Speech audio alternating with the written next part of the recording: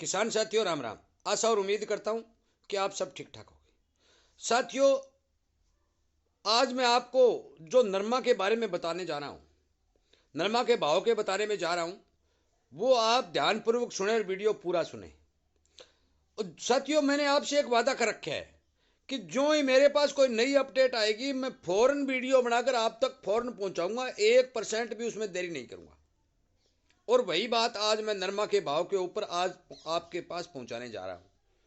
साथियों, यदि हम सबका ये सहयोग आपस में मिलेगा, आपके पास कोई जानकारी होगी तो आप बताएंगे, मेरे पास जानकारी होगी तो मैं बताऊंगा, तो किसानों को फायदा होगा। और इस आदान प्रदान का ही हमें फायदा लेना चाहिए। हर किसान के साथ जुड़ करके, किसान संगठन को बढ़ा करके, किसानों से हर एक बात की जानकारी लेकर के हम संगठित होकर चलेंगे, तब जाकर के हमारा फायदा सुनिश्चित है। ये बात आप पक्की मान लो।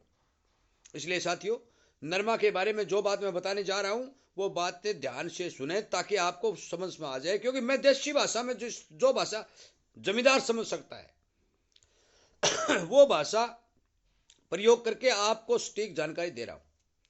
यदि मेरे द्वारा दी गई जानकारी आपको अच्छी लगती है तो आप इस चैनल को सब्सक्राइब करके सामने वाली घंटी का बटन दबा लें, ताकि आपको फौरन वीडियो मिल जाए और आप इस बारे विचार कर सकें, सोच सकें। अब बात करते हैं नरमा के भाव की। साथियों, ताजा जानकारी निकल के आ रही है कि भारतीय नरमा का भाव अमेरिका के राष्ट्रपति ट्रंप तय करेंगे। वो क्यों करेंगे, ये बात एक सोचने वाली है। आप सभी को पता है कि अमेरिका का और चीन का 36 का आंकड़ा है। यह बात आप पक्की मान लो। चीन अमेरिका से लगातार रुई का आयात कर रहा है। अमेरिका से चीन जो है वो रुई खरीद रहा है। आज रुई के भाव है 68, 69, 70 सेंट के, मान के चलो। कभी 70 हो जाते हैं, कभी 68 हो जाते हैं, तो कभी 71 भी हो जाते हैं। इन भावों में चीन को रुई मिल रही है। इसका मतलब यह है कि यूएस के अंदर यही भाव मौके पर मौजूद हैं, जिसे हम अंतर्राष्ट्रीय बाजार में रुई में मंदी मानते हैं। मंदी वास्तव में है ही, जिसमें कोई दो राय नहीं है। अब ट्रंप कैसे तय करेंगे साथियों? 20 जनवरी को जो ट्रंप कार्यभार संभालने जा रहे हैं, कार्यभार संभालते ही वो इस पर क्या फैसला लेंगे।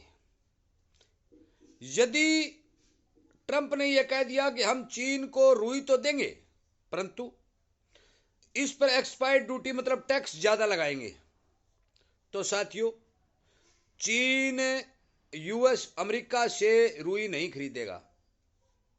रुई नहीं खरीदेगा तो अमेरिका के अंदर जो बिक्री बंद होगी, निर्यात कम होगा, तो उसके भाव मंदे आएंगे।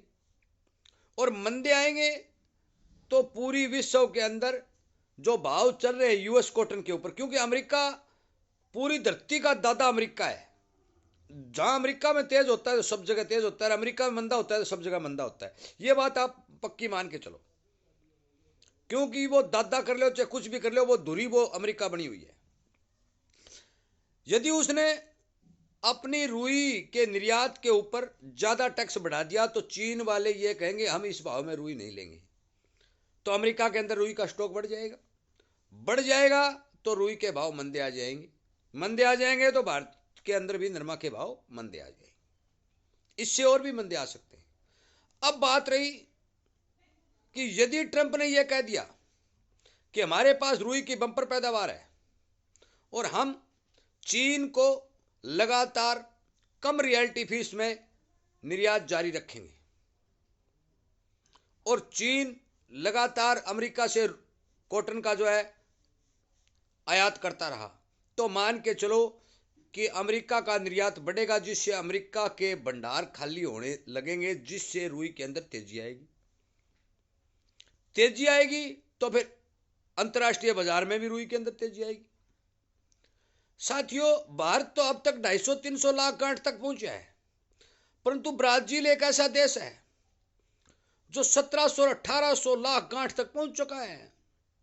कहां 250-300 लाख गांठ, कहां 1700 1800 लाख गांठ। रुई के इतना भारी उत्पादन वो देश कर रहे हैं, परंतु वो करते रहे, इस बात से कोई फर्क नहीं पड़ रहा। जो हम वियतनाम है, बांग्लादेश है, चीन है, जिस जिस देश को हम रुई का निर्यात करते हैं, तो मान के चलो कि वो निर्यात यूएस कॉटन के भाव पर चलता है। अब मौके पर जो शिलिंग मिलें आयात सौदे कर रही हैं, वो आयात सौदे भारत के अंदर से खरीद लो चाहे वहां से सौदे खरीदो, वो बराबर पड़ रहा है।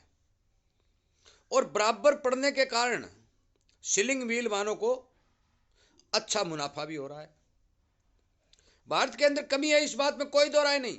ये पहले बात मैं पहले बता भी चुका हूं भी भारत के अंदर अब की बात नरमा की गांठों की कमी है तो उसको आयात करना पड़ेगा। परंतु आयात करते हैं तो साथ में निर्यात भी तो होता है। हम बांग्लादेश जैसे देशों को, वियतनाम देश जैसों को निर्यात भी करते हैं, परंतु कर कुछ ही दें। भाव भाव यूएस कॉटन का ही चल रहा है। इसके साथ साथ एक बात मैं और बता दूं साथियों कि मौके पर सरकार 75% माल खरीद रही है।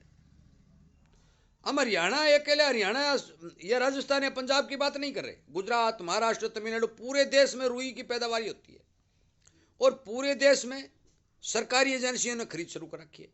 और एमएसपी के ऊपर जो मंडियों में माल जा रहा है वो माल लगभग 70-75% सरकार खरीद रही है। यदि भाव बढ़ेंगे तो सरकार भी उस माल को काटेंगी, तो इसका मतलब साफ संकेत है कि नरमा के अंदर बेहताशा तेजी की संभावना तो नहीं है, परंतु कमी के भाव बनने जरूरी हैं। क्यों जरूरी है कि यदि अंतर्राष्ट्रीय बाजार के अंदर रुई के अंदर तेजी आती है, मंदी तो इससे मंदी क्या आएगी, परंतु फिर भी यदि ट्रंप के फैसले से रुई के भाव गिर जाते हैं तो इसमें मंदी की पूरी संभावना बनेगी। अब बात ट्रंप के ऊपर आगे अटक गई है। शिलिंग मिल वाले भारत से क्यों नहीं खरीद रहे? उनको आयात बाहर से सस्ता मिल रहा है। और स्टॉक क्यों नहीं कर रहे? वो इस बार इंतजार में बैठे हैं कि ट्रंप क्या फैसला लेते हैं।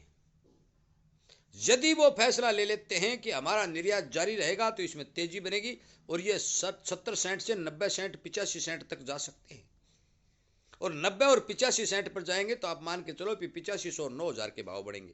आज 70 सेंट पर हैं तो 7000 और 7200 के बनेंगे।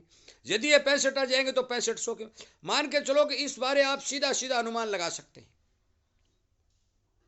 कि अब अमेरिका क्या फैसला लेता है। उस फैसले से किसान के ऊपर मार भी पड़ सकती है और किसान को फायदा भी हो सकता है। पूरी दुनिया की धुरी अमेरिका बना हुआ है, हर एक चीज के भाव अमेरिका के अंदर जो चल रहे हैं उसके हिसाब से अंतर्राष्ट्रीय बाजार चल रहा है। इसलिए जो जानकारी मेरे पास निकल के आई है मैंने साधारण भाषा में आपको समझाने की कोशिश की है। और इसी तरह की जानकारी आपको मिलती रहे तो आप इस चैनल के साथ जुड़कर ये जानकारी प्राप्त कर भी सकते हैं। साथियों, कोई साथी कोई कमेंट करे, मुझे कोई फर्क नहीं पड़ने पड़ा, पर जो सच्चाई है मैं व्यापारियों के दबाव में आकर काम नहीं करता। मैं जो सुनेरियो निकल के आता है वो किसान तक पहुंचाता हूं। व्यापारी मेरे लिए कुछ भी कहे, मुझे इस बात से कोई मतलब नहीं, मुझे किसान से मतलब है। जो जानकारी मेरे पास आएगी मैं किसान तक पहुंचाऊंगा और पहुंचाता आया हूं और पहुंचाता रहूंगा। साथियों, इन मोटी मोटी बातों की जानकारी मैंने आपको दी।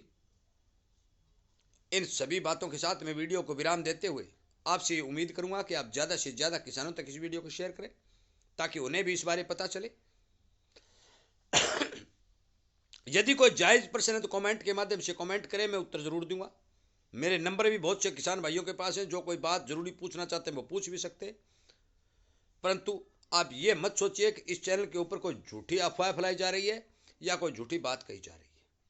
किसानों को सावधान और सचेत करना मेरा फर्ज है, आपका भी फर्ज है, धर्म भी है। हम किसान एकता को बनाए रखने के लिए आपस में मिलजुल कर काम करेंगे तो हमें सफलता जरूर मिलेगी। एक दूसरे की जानकारी आपस में साझा करेंगे, चाहे वीडियो के माध्यम से करें, चाहे फेसबुक के माध्यम से करें, चाहे फोन करके करें, परंतु करना जरूरी है साथियों। इसलिए मेरी बात पर ध्यान दें, इग्नोर न करें, हर किसान तक इस बात को पहुंचाने की कोशिश करें। वीडियो सुनने के लिए, लाइक और शेयर करने के लिए आपका धन्यवाद करते हुए मैं इस वीडियो को विराम देता हूं। जय हिंद।